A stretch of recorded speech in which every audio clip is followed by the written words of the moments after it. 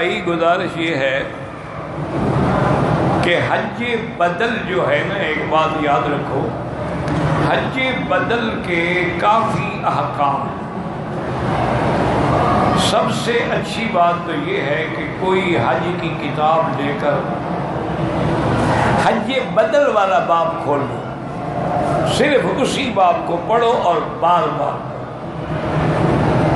اس کی وجہ یہ ہے کہ پہلے یہ دیکھنا پڑتا ہے کہ آپ کس کا حج بدل کرنا چاہتے ہیں۔ مثال کے طور پہ والد کا، کیا تمہارے والد پر حج فرض تھا، یعنی اتنا پیسہ تھا کہ وہ حج کر سکتے تھے، یا حج ان پہ فرض نہیں تھا، یا حج تو فرض تھا لیکن وہ اپنا فرض کر چکے تھے؟ تو اب مسئلہ یہ ہے کہ اگر آدمی پہ حج فرض تھا اور اس نے حج نہیں کیا، تو کیا اس نے اپنے میراث میں ورثے میں اتنی پیسہ چھوڑ کے وصیت کی ہے کہ میرا حج بدل کرایا جائے؟ تو پھر تو لازماً حج بدل کے لیے اسی بستی سے کسی آدمی کو بھیجا جائے اور اہل علم کو بھیجا جائے تاکہ وہ غلطی نہ کرے۔ اور ایک ہوتا ہے کہ اگر اس یعنی بستی سے بھی نہیں بھیج سکتے ہو تو کم از کم حج بدل حج فرض کے لیے ضروری ہے کہ وہ بندہ میقات کے باہر سے آئے۔ کیا معنی؟ مدینہ شریف کے کسی بندے سے کہیں کہ وہ مدینے کے میقات سے احرام باندھ کے آئے۔ طائف کا کوئی بندہ ہو تو میقات ہے، رابغ کا کوئی بندہ ہو تو میقات ہے، وہ پھر ان کے لیے حج فرض بدل جو ہے وہ کر سکتا ہے، اور اس کا سارا خرچہ جو ہے وہ اسی پر ہوگا جس کا حج بدل ہے۔ اور حج بدل میں یہ بھی احناف کے نزدیک شرط ہے کہ وہ حج افراد ہو، چونکہ حج بدل کر رہا ہے وہ، اور اصل حج جو ہے وہ افراد ہے۔ للہ علی الناس حج البیت۔ اچھا، ایک مسئلہ یہ ہے کہ بھئی جس کا حج بدل کر رہے ہیں وہ غریب آدمی ہے، اس پر حج فرض تھا ہی نہیں، تو گویا جو کر رہا ہے وہ اس کے لیے نفلی حج کرے گا، تو وہ نفلی حج کے لیے بھی یہی افضل ہے کہ وہ حج افراد کرے، یعنی صرف حج کا احرام باندھے۔ اگر اپنے ملک سے آئے وہاں سے بھی حج کا احرام باندھے۔ اچھا، اب مشکل یہ ہوتی ہے کہ مثلا جیسے ابھی پہلی فلائٹیں آ رہی ہیں، اگر کوئی حج بدل کرنے والا پاکستان سے چلے یا انڈیا سے چلے اور ہو بھی حنفی مسلک، وہ تو حج افراد کا احرام باندھے گا، اس کو تو حج تک احرام میں رہنا ہے، تو بڑی مشکل ہو جاتی ہے نا کہ ایک مہینہ آدمی احرام میں رہے، احرام کی پابندیوں کا خیال رکھے۔ اب اگر وہ سمجھدار ہو تو پھر آخری فلائٹوں پہ آئے، یا پھر وہ یہ کرے کہ اپنی فلائٹ جو ہے مدینہ منورہ کی لے لے، وہ احرام نہیں باندھے گا نا اپنے ملک سے، وہ تو مدینہ جا رہا ہے، مدینے میں رہ جائے، جب حج قریب ہے تو وہیں سے افراد کا احرام باندھ کے حج بدل کر۔ اور حج افراد میں بکری ذبح کرنا ضروری نہیں ہوتا، اگر کوئی خوشی سے کرنا چاہے تو کر سکتا ہے، چاہے بدل ہو یا اپنا ہو، لیکن واجب نہیں ہے۔ وہ عرفات سے واپس آئے گا، مزدلفہ کنکریاں مارے گا، سر منڈائے گا، احرام کھول دے گا، فارغ ہو۔ اچھا، اسی طرح ایک آدمی ہے وہ حج نفلی کر رہا ہے اور کر بھی اپنے خرچے سے رہا ہے، اب وہ چاہے تمتع بھی کر سکتا ہے، وہ اگر چاہے، چونکہ وہ خرچہ تو خود برداشت کر رہا ہے، اگر خرچہ وہ برداشت کر رہا ہے جس کا حج بدل تھا تو اس سے اجازت لینی پڑے گی کہ بھئی اتنی دیر میں احرام میں نہیں رہ سکتا، مجھے تمتع کرنا پڑے تو اجازت ہے، وہ اجازت دے تب تمتع کر سکتا ہے۔ تو اس لیے مہربانی کر کے حج بدل کے لیے چھوٹی سی کوئی حج کی کتاب لے لیں، بڑی کتابیں پڑھنا جو ہے نا تمہارا کام نہیں ہے، بڑا مشکل ہوتا ہے، اس میں کئی اقوال ہوتے ہیں بزرگوں کے، تو ان کو قول راجح ڈھونڈنا جو ہے وہ اہل علم کا تم کوئی کتاب چھوٹی سی لے لو، اس میں حج بدل والا پارٹ جو ہے اس کو بار بار پڑھو، اور جو سمجھ نہ آئے پنسل سے نشان لگا کے کسی عالم سے سمجھو، تو انشاءاللہ تمہارا حج صحیح ہو جائے گا۔ اور اسی طرح یہ بھی یاد رکھ لو کہ جو میرے بھائی مکے میں رہتے ہیں یا مثلا جدے میں، یعنی میقات کے اندر رہتے ہیں، یوں سمجھ لو، صرف مکے میں نہیں، میقات کے اندر رہتے ہیں، مثلا تمیم رہتے ہیں، جموم رہتے ہیں، اسی طرح وہ حدا رہتے ہیں، عرفات سے طائف سے پہلے رہتے ہیں، جیرانہ رہتے ہیں، یہاں کے شرائع میں رہتے ہیں، عزیزیہ میں رہتے ہیں، ادھر جتنی آبادی ہے، تو اگر انہوں نے حج کرنا ہے، ان کا بھی حج افراد ہوگا، نہ تمتع ہوگا نہ قران۔ اس کی حکمتیں ہیں نا اللہ کے ہاں، کہ اگر مکے والے بھی بکریاں رکھنی شروع کر دیں تو باہر والے کیا کریں گے؟ اللہ نے ان کو تم حج افراد ہی کرو۔ اچھا پھر حج افراد کریں گے تو جلدی سے کنگنی ماری، سر مڑایا، فارغ ہو گئے، وہ بیچارے قربانی کی اور بکری کے انتظار میں تو نہیں بیٹھے رہیں گے نا، تو یہ ان کے لیے آسانی۔ اور پھر اللہ نے حج فرض کیا، ہمارا تو اس کے ساتھ ہے نا، اصل بات حج ہے، للہ علی الناس حج البیت وَأَذِّن لِلنَّاسِ بِالْحَجِّ، وہ تو ہے کہ اتم الحج والعمرۃ للہ، لیکن اصل چیز جو ہے وہ حج ہے۔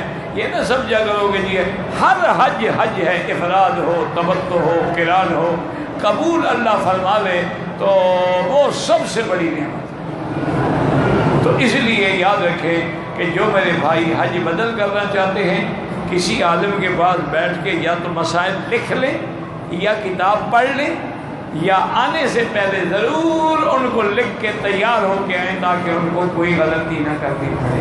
اب دیکھیں جی جنوبی افریقہ میں کافی عرصہ ہو گیا، میں گیا تھا کیپ ٹاؤن کے علاقے میں، تو وہاں انہوں نے ایک اسلامک سپریم کونسل بنائی ہوئی ہے کہ جتنی معاملات ہوتے ہیں نکاح کے، طلاق کے، جھگڑے وگڑے، وہ فیصلہ کر دیا تاکہ کافر حکومت فیصلہ نہ کرے۔ انہوں نے منظوری لی ہوئی ہے گورنمنٹ سے۔ تو وہاں میں نے دیکھا ماشاءاللہ کہ اسی سپریم کونسل سے جب تک سرٹیفکیٹ نہ ملے وہ گورنمنٹ آپ کو حج ویزا نہیں دے گی، جب تک ان سے سرٹیفکیٹ نہ ملے وہ عمرے کا ویزا نہیں دے گی۔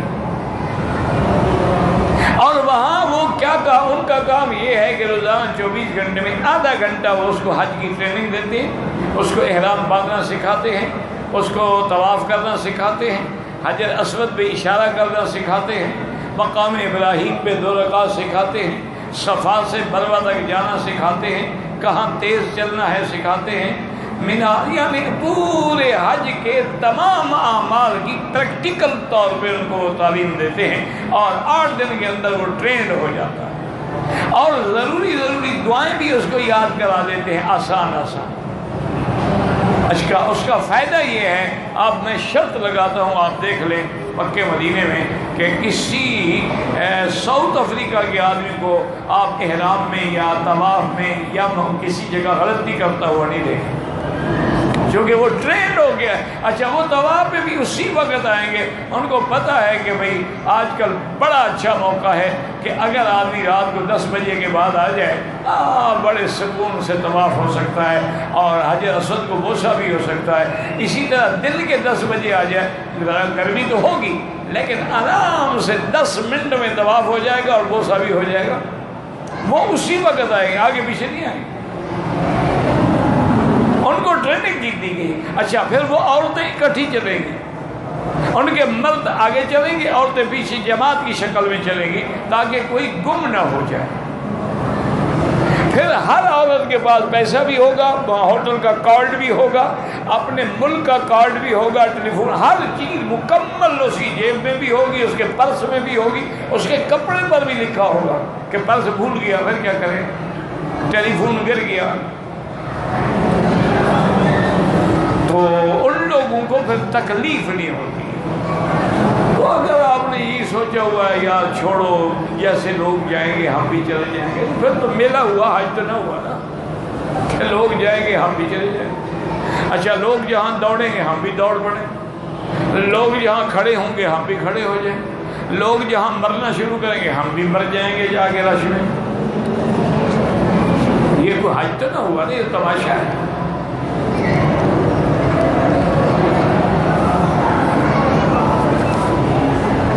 جدے کا رہائشی تمتع نہیں کر سکتا، وہ حج افراد کرے۔ اگر آپ کو شوق ہے نا تمتع کرنے کا تو کوئی مسئلہ نہیں، آپ مدینہ شریف چلے جائیں، وہاں سے عمرے کا احرام باندھ کے ان دنوں عمرہ کر لیں، پھر حج تک رہیں، 8 تاریخ کو پھر حج کا احرام ہونے تمتع ہو جائے گا، لیکن جدے میں رہتے ہوئے نہیں کر سکتے۔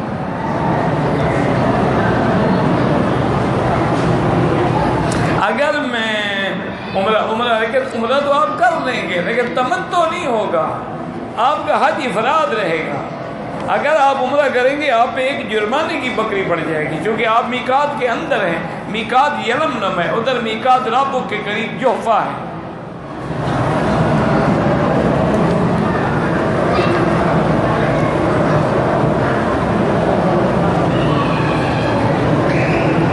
کہتے جی کہ لوگ مکے میں بھی، حرم میں بھی، کعبہ میں بھی اور حضور پاک صلی اللہ علیہ وسلم کے روضہ مبارک پر بھی بلا وجہ تصویریں بناتے ہیں، موبائل استعمال کرتے ہیں، اور ان میں جو رنگ ٹون ہے وہ موسیقی ہے، گانے لگے ہوئے ہیں، یہ بالکل ناجائز ہے، بے ادبی ہے، گستاخی ہے، ایسا کبھی نہ کریں۔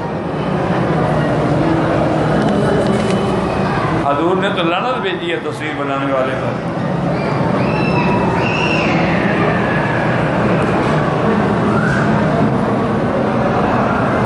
اگر کسی نے مثلاً حج کرنا ہے، بکری رکھنی ہے، یا ویسے بھی امیر آدمی ہے، قربانی کرنی ہے، جیسے اپنے ملک میں بھی تو ہر آدمی قربانی کرتا ہے، اس کے لیے افضل یہ ہے کہ جب ذی الحج کا چاند نظر آ جائے تو وہ نہ ناخن کاٹے، نہ بال بنوائے، نہ صفائی کرے۔ اس کا اصل میں یاد رکھو منشا یہ ہے کہ چلو بھائی کم سے کم حاجیوں والی شکل تو بنائے نا، اور ذی الحج سے پہلے اپنی تیاری کر دے۔ اور اگر مثلاً ذی الحج آ گیا، اب بھی اگر اس نے حجامت بنا دی، بدن کی صفائی کر دی، کوئی گناہ نہیں ہے، افضل یہ ہے کہ نہ کرے۔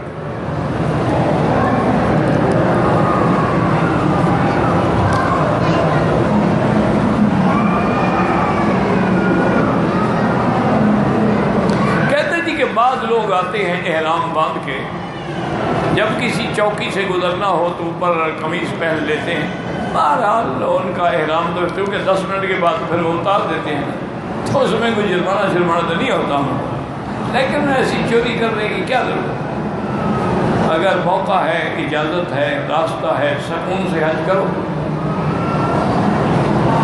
یہ پابندیاں بھی آپ کے لیے ہیں، اتنا رش ہو جاتا ہے کہ کنٹرول نہیں کیا جاتا۔ ایک آدمی جو غلطی کرے نا 100 بندے کو مروا دیتا۔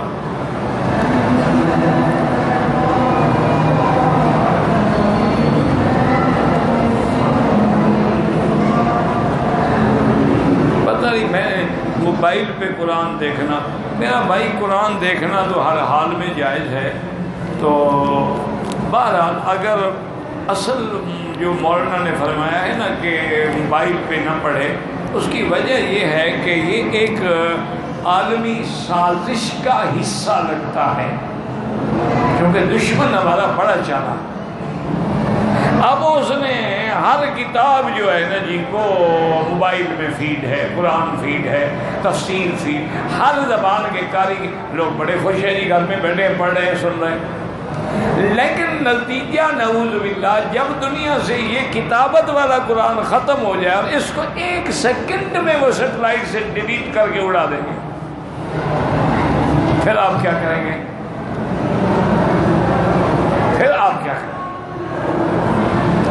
لیکن ابھی تو مکتبہ شاملہ جو ہے اس میں 60,000 کتاب ہے جو اس میں فیڈ ہے، انٹرنیٹ پہ دستیاب ہے۔ اچھی بات ہے، پوری دنیا میں ایک بات پہنچ رہی، لیکن ساتھ یہ خیال ضرور رکھیں کہ جو اصل ورثہ ہے ہمارا قرآن کا وہ ختم نہ ہو۔ یہ تو یوں سمجھیں گے مثلاً ہم قرآن وہی پڑھیں جو آپ ہمیشہ پڑھتے ہیں، کبھی سفر میں قرآن اٹھانا مشکل ہے، موبائل کھول کے بھی پڑھ لیا، کوئی بات نہیں، لیکن آپ اسی کو عادت بنا لیں اور اس قرآن کو ہاتھ ہی نہ لگائیں، پھر تو ناجائز ہے۔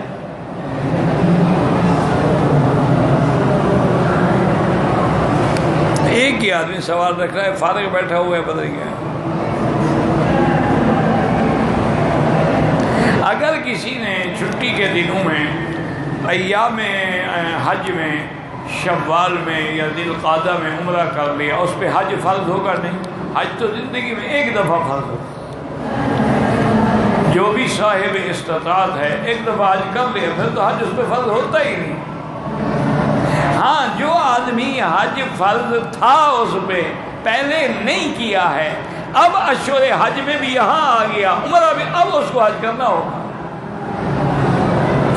ایک یہ ہے کہ وہ پہلے تو کئی حج کر چکا ہے، اب اس کے بعد چھٹی کا موقع ہے، یا بعض لوگ جو ہے وہ مستقل اپنے خروج پہ واپس جا رہے ہیں بیچارے، تو اب وہ عمرے سے تو کیوں عمرہ کریں، طواف کریں، طواف الوداع کریں، اور ان پر کوئی پابندی نہیں۔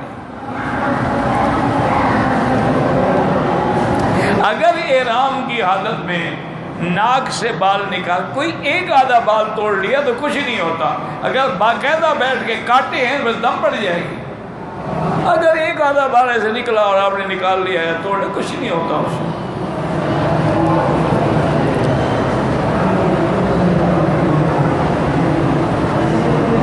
اگر میں حج افراد کر رہا ہوں تو آپ جو ہے عمرہ نہیں کر سکتے شوال ذی القعدہ میں۔ حج افراد کا معنی یہی ہوتا ہے کہ صرف حج۔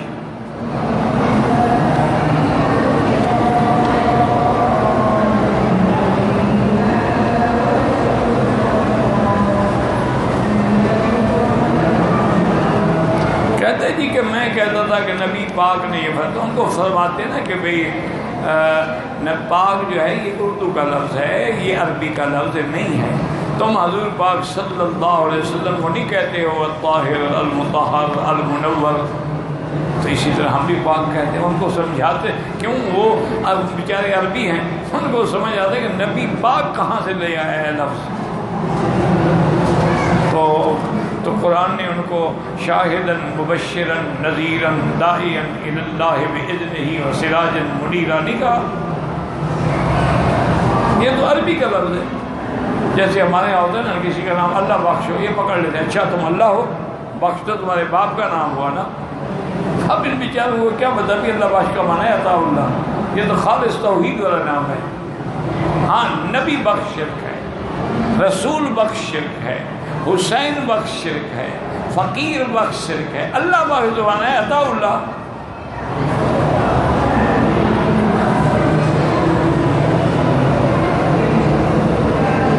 میں مدینہ پاک بولتا کہتے مدینہ کو بھی پاک نہ بولو، کیا کہیں؟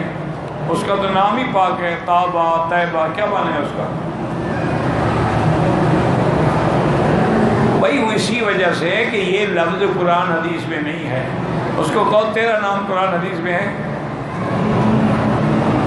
ایک دفعہ میں آیا تو پرانی بات ہے، ایسے میں گزر رہا تھا دروازہ بعد زیادہ طرف سے، ایک نوجوان لڑکا ماشاءاللہ داڑھی تھی، سب کچھ تھا، قرآن شریف جوتی پہ رکھ کے پڑھا۔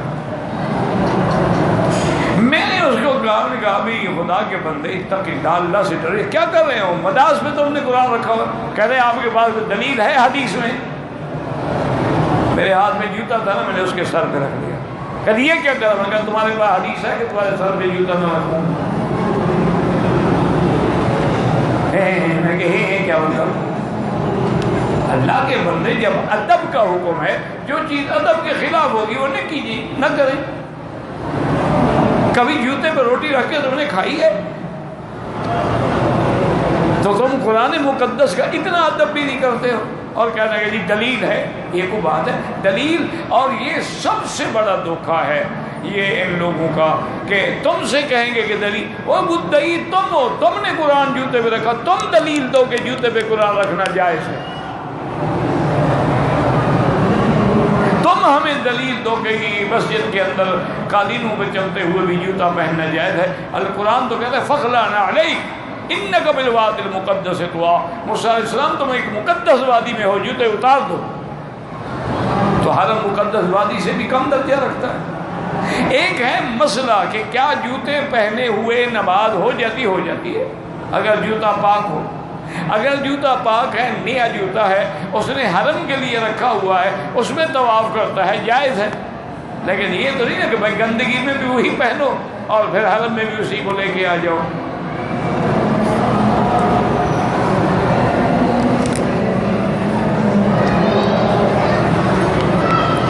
مکہ میں رہتا ہوں، میں نے عمرہ کیا ہے۔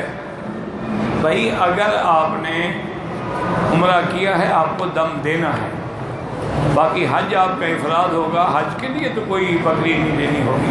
ایک ہے قربانی، وہ تو ہر بڑے آدمی کو، صاحب طاقت کو قربانی دینی ہوتی ہے، چاہے وہ حج کرے یا نہ کرے۔ قربانی الگ چیز ہے، حج کی بکری الگ چیز ہے، سمجھا کرو۔ ہم اپنے ملک میں بھی تو قربانی کرتے ہیں نا، وہاں حج تو نہیں ہوتا نا، وہ قربانی ہے صاحب نصاب کا۔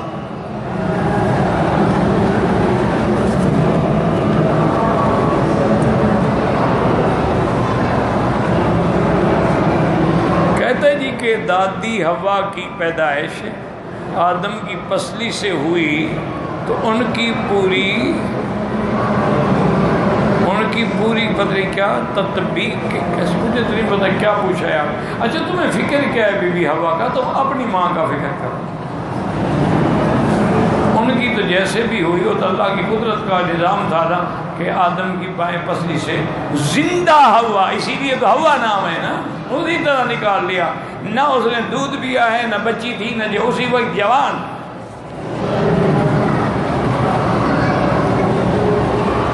حرم شریف کا حدود ہر جگہ لکھا ہوا ہے، ادھر عرفات سے ہے، ادھر تنعیم کے پاس ہے، ادھر جیرانہ کے پاس ہے۔ کہتے ہیں کہ مردوں کو تو جنت میں حوریں ملیں گی، لیکن جو عورتیں جنت میں جائیں گی ان کو کیا ملے گا؟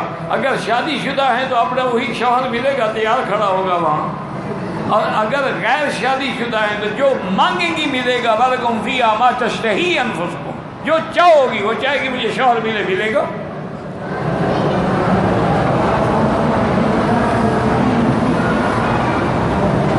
اگر آدمی فوت ہوا، پتہ نہیں کہاں فوت ہوا، ہندوستان میں فوت ہوا، نماز جنازہ حنفی مسلک میں تو غائبانہ نماز جنازہ ہے ہی نہیں، باقی مسلک میں جائز ہے، پڑھ سکتے ہو۔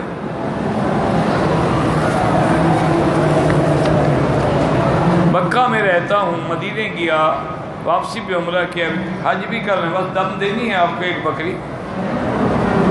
تعویذ اگر قرآن کے مطابق اور حدیث کے مطابق ہے تو کوئی حرج نہیں، لیکن اگر قرآن و حدیث کے علاوہ کوئی زبان ہے، عبرانی ہے، سریانی ہے، تو اس کو نہیں استعمال کرنا چاہیے۔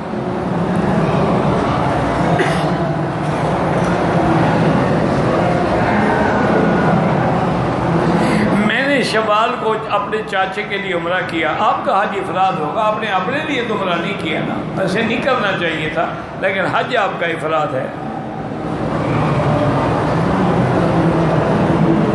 اگر حجر اسود کی طرف ہم اشارہ کریں ہاتھ سے، بوسہ دینا ضروری ہے؟ بالکل نہیں، اگر ہاتھ لگ جائے تو چومنا ضروری ہے۔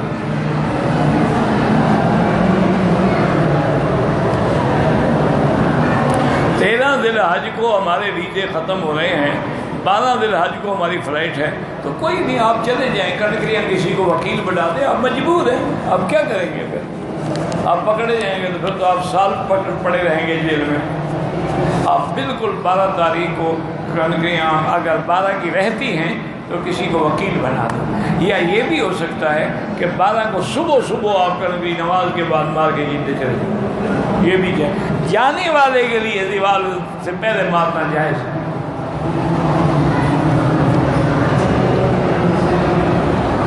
اگر کسی نے حج نہیں کیا تو اب حج کرے، عمرے بعد میں کرے۔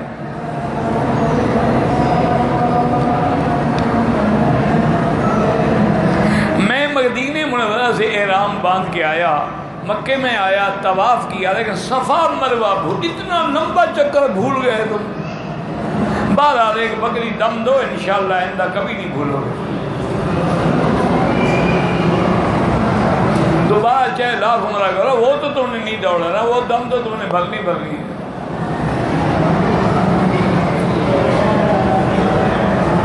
ایک مسافر مقیم امام کے پیچھے نماز پڑھتا ہے آخری 2 رکعت میں امام کے ساتھ شامل ہوا، امام 4 رکعت پہلے سلام پھیر دیا، استاد مقتدی بالکل نماز وہ بھی اگر